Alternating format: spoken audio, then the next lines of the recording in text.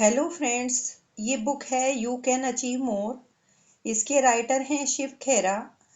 इस बुक की मैंने समरी आप लोगों के साथ शेयर की है, लेकिन इस बुक के सभी टॉपिक्स बहुत ही अच्छे हैं, तो मैं इस बुक को आप लोगों के साथ शेयर करूंगी कुछ डिफरेंट एपिसोड्स में। Achieve now and become unstoppable.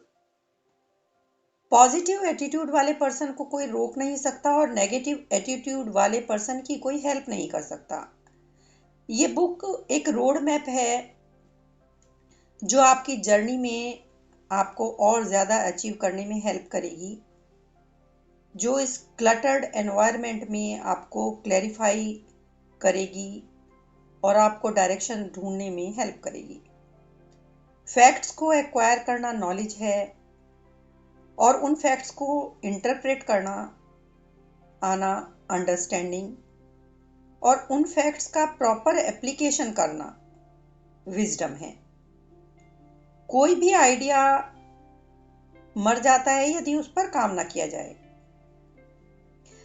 Best idea भी काम नहीं करेगा यदि हम उसको अप्लाई ना करें। So in order to be happy हमें 3 चीजें चाहिए: हेल्थ, वेल्थ और गुड रिलेशनशिप।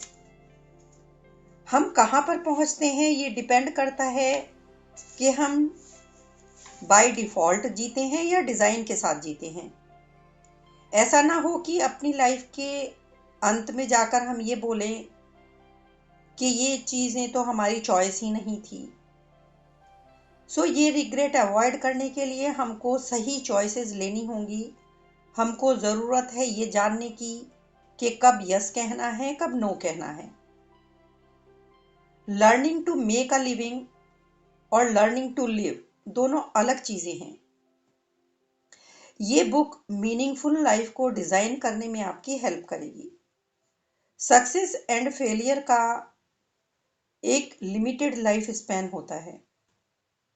हमारा ऑब्जेक्टिव है कि सक्सेस को हम बचा पाएं, सस्टेन कर पाएं और फेलियर को अपनी लाइफ से निकाल दें।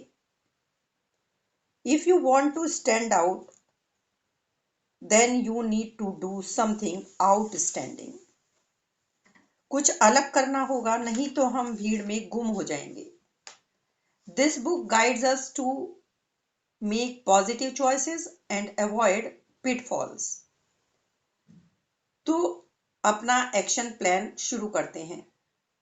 जब ट्रबल हमारे दरवाजे पर दस्तक दे तो आप उस परेशानी की, उस ट्रबल की आंखों में आंखें डालकर ये कहें कि मैं तुमसे भी ज्यादा स्ट्रांग हूं और मैं इस प्रॉब्लम को ओवरकम कर लूंगा, और आप देखिएगा वो चली जाएगी। एक्शन प्लान में 3 चीजें हैं। नंबर 1 चीज है कि आप क्या अचीव करना चाहते हो। नंबर 2 चीज है कि आप उसको कैसे अचीव करते हो, किस तरह से एक्सपेक्ट करते हो अचीव करना।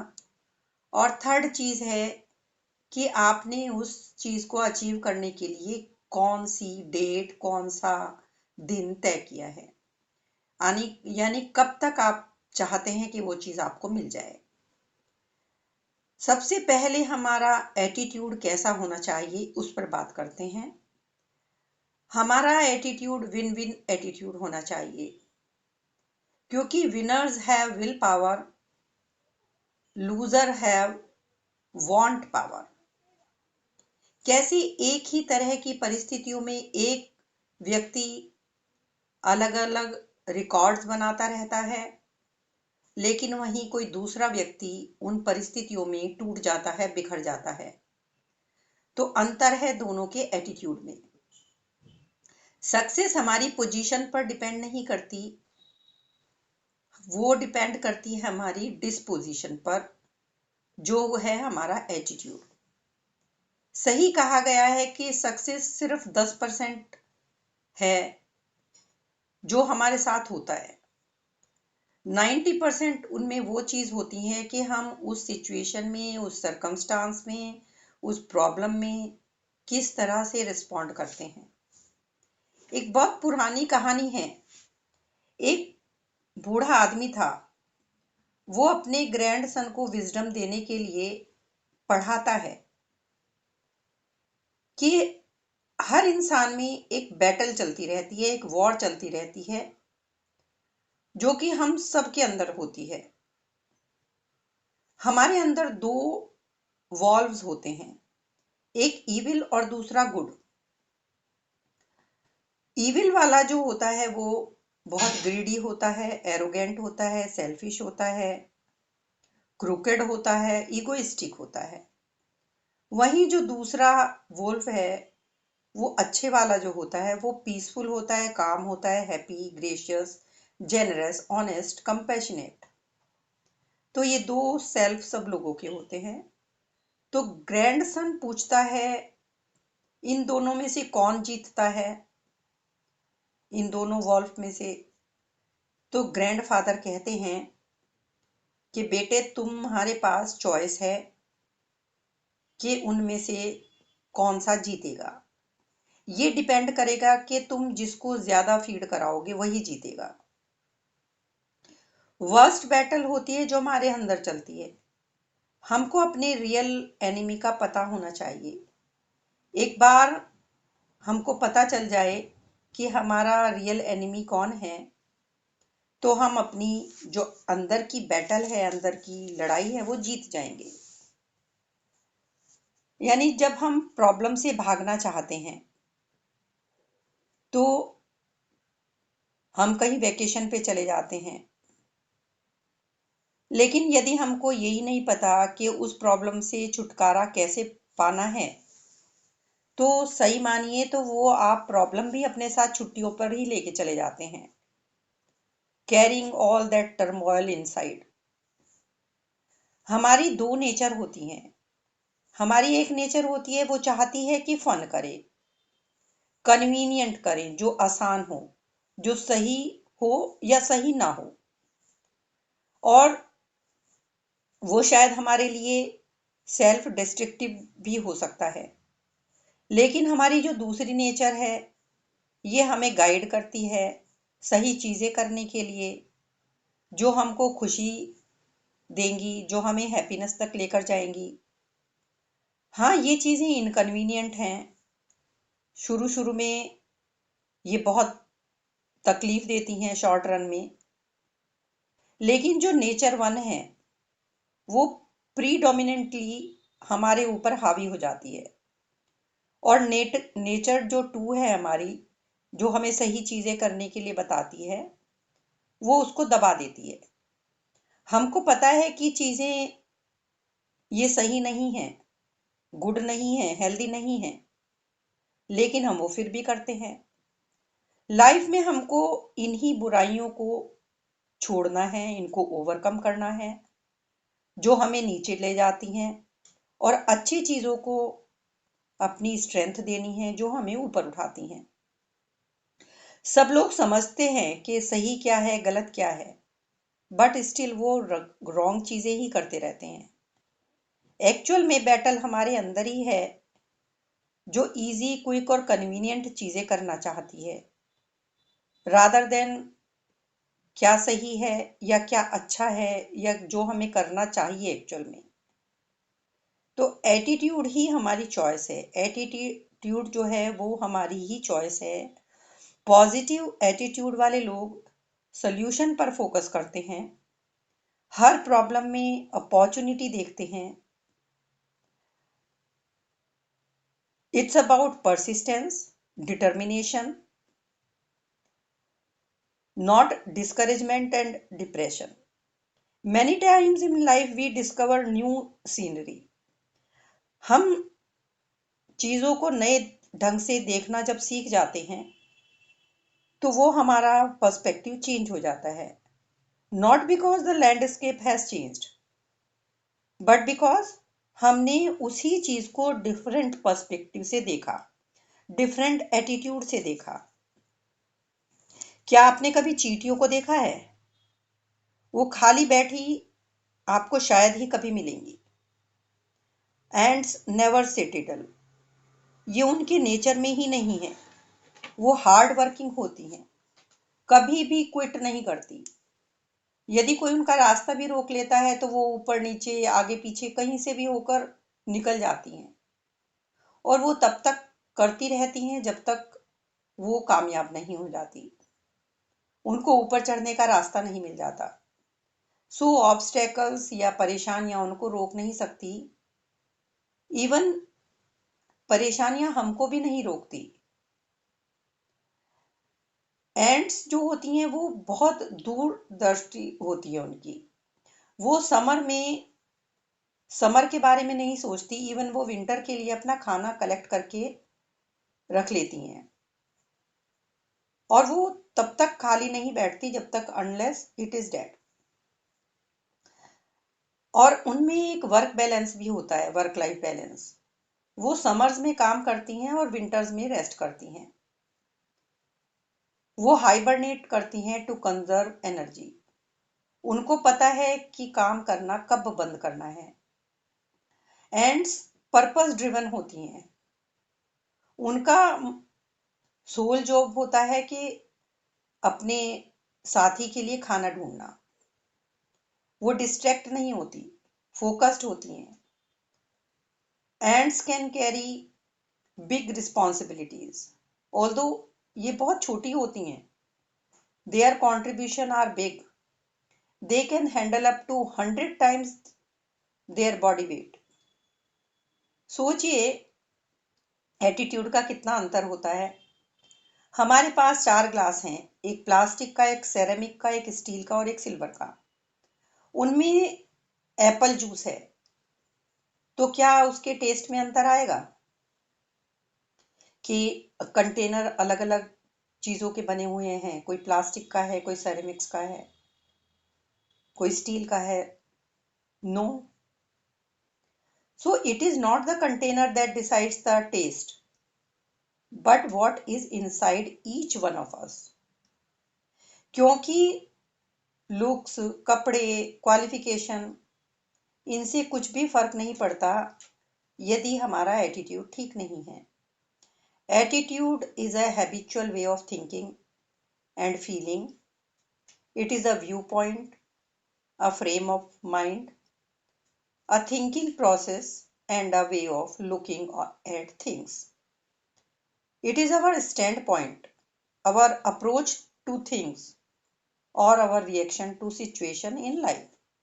कि हमारे उस सिचुएशन में कैसा रिएक्शन है, ये उस बात पर डिपेंड करता है।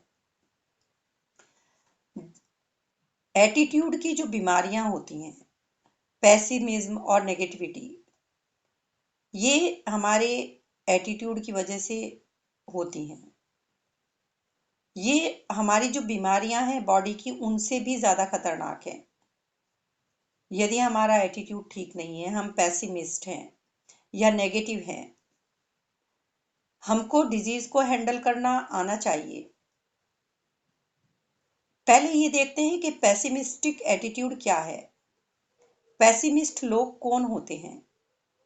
ये वो लोग होते हैं जो दूध और शहद की जमीन पर भी जाकर सिर्फ कैलोरीज और कोलेस्ट्रॉल को ही देखते हैं। ये लोग प्रॉब्लम्स से ऑब्सेस्ड होते हैं एंड प्रोन टू प्रॉब्लम्स। ये वो लोग हैं कि यदि इनको सॉल्यूशन भी दिखा दिया जाए तो भी ये लोग प्रॉब्लम ही देखते हैं। पेसिमिस्ट क्या कहता है? It may be possible but it's too difficult. लेकिन उसके अगेंस्ट यदि आप ऑप्टिमिस्टिक व्यक्ति से बात करें तो वो कहेगा कि it may be difficult but it is possible. Pessimist जो पर्सन है वो कभी भी किसी चीज को चेरिश नहीं करता। Pessimists never cherish the sunrises or the sunsets because they are too busy seeing the spots on the window. Positive people not only reinforce their attitude but also protect it from contamination. ये attitude genetically transfer भी होते हैं कुछ लोगों में। कुछ families में inherently देखा जाता है कि वो लोग पॉजिटिव होते हैं और कुछ फैमिलीज इनहेरेंटली नेगेटिव होती हैं। इसके लिए एक स्टोरी है कि पॉजिटिव थिंकिंग की क्या पावर है। पॉजिटिव थिंकिंग की पावर इससे कहानी से समझते हैं। एक बार एक राजा और उसका दोस्त था। वो दोस्त हर चीज में अच्छी चीजें देखता था। वो यही कहता था कि जो हुआ अच्छे के लिए हुआ। एक दिन राजा का अंगूठा एक्सीडेंटली कट जाता है। तो उसके दोस्त ने बोला कि चलिए जो हुआ अच्छे के लिए हुआ, कि कुछ ना कुछ अच्छा होना है। राजा को गुस्सा आ जाता है। वो पेन में था। उसने सोचा अपने दोस्त को कि इसमें क्या अच्छा हो सकता है। वो अपने दोस्त को जेल भेज देता है। एक दिन राजा शिकार खेलने गया। वो जंगल में रास्ता भटक गया और उसको कुछ आदिवासियों ने पकड़ लिया और उसको अपनी बलि देवी की बलि देने के लिए पकड़ के ले गए। लेकिन जब वो उसकी राजा की बलि देने लगे तो उन्होंने देखा कि राजा का एक अंगूठा कटा हुआ है। ये लोग बहुत सुपरस्टिशियस थे, तो उनको लगा कि ये तो बलि देने के लिए व्यक्ति सही नहीं है क्योंकि इसका अंगूठा कटा हुआ है। उन्होंने सोचा कि इससे देवी नाराज हो जाएगी। उन्होंने राजा को छोड़ दिया। जब राजा वापस आया तो उसको बहुत पश्चाताप हुआ कि उसका दोस्त जो बात कहता था कि जो हुआ अच्छे के लिए हुआ, तो एक्चुअल में तो ये अच्छा ही हुआ, उसका अंगूठा कटा हुआ था। तो उसने अपने दोस्त को जेल से बुलवाया और माफी मांगी और कहा कि तुम ठीक थे, मेरे अंगूठे के कारण मैं बच गया, लेकिन तुम्हारे लिए तो बहुत बुरा हुआ, तुम जेल में थे। तो दोस्त ने कहा नहीं, मेरे लिए भी ये अच्छा था। राजा ने कहा कैसे? What was good about it? तो उसके दोस्त ने बोला कि यदि मुझे तुम जेल नहीं भेजते तो तुम मुझे अपने साथ शिकार पर लेकर जाते और वो लोग बलि के लिए मुझे चुन लेते। उनकी बलि के लिए मैं परफेक्ट था। So it was good for me. So objective of the story ये फैटलिस्ट बनाने के लिए नहीं है, बल्कि ऑप्टिमिस्टिक है कि positive thinker is an optimist. So permanently blaming others is a colossal. ये बहुत बड़ी मिस्टेक हम करते हैं। हमको अपना एटीट्यूड और थिंकिंग बदलनी है and stop playing the blame game. जब हम रियल प्रॉब्लम को एड्रेस करते हैं तो life physically, financially, spiritually change होती है और बेटर के लिए होती है। डब्ल्यू डब्ल्यू क्लेमेंट स्टोन कहते हैं कि that's good, what a great opportunity even when something went wrong. Good, bad, right और wrong didn't matter to him. वो कॉन्शियसली एफर्ट करते थे कुछ अच्छा करने की एंड इवेंचुअली फाइंड इट।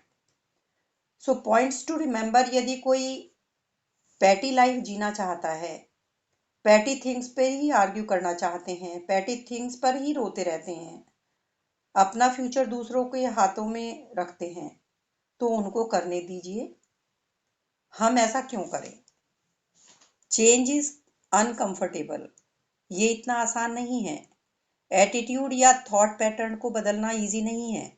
लोग ये कहकर रेजिस्ट करते हैं, मैं फ्री विल रखता हूँ, मैं डिसाइड करूंगा जब मैं बदलना चाहूंगा या जो मैं बदलना चाहता हूँ, कोई दूसरा मुझे प्रेशराइज नहीं कर सकता। लेकिन क्या हम हर चीज फ्रीली चूज कर पाते हैं? Absolutely not.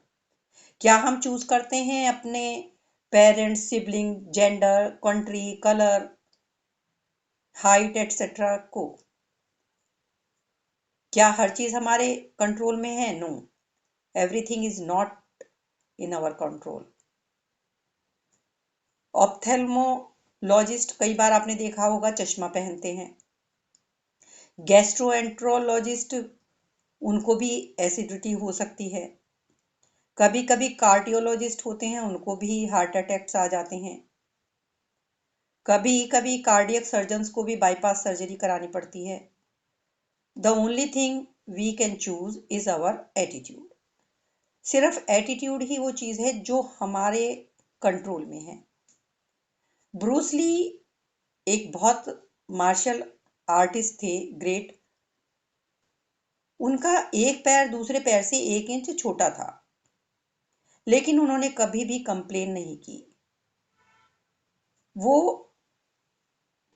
ओपोनेंट को बिना ग्लासेस के नहीं देख पाते थे, उनको नियर साइटेड थे वो, लेकिन इस कमी के बावजूद भी वो 5000 पंचेस डेली करते थे। ब्रूसली कहते थे जिसने 10,000 किक्स एक बार प्रैक्टिस की है, मैं उससे नहीं डरता, बट आई फियर जिसने एक किक को 10,000 टाइम्स प्रैक्टिस किया है। The pedigree of a horse is judged by his breeding and training and not by fancy stable. Achievers एक एंटीना क्रिएट कर लेता है जो पॉजिटिव थॉट को अट्रैक्ट करता रहता है, और वो एक सर्किट ब्रेकर है जो नेगेटिव थॉट्स को तोड़ देता है।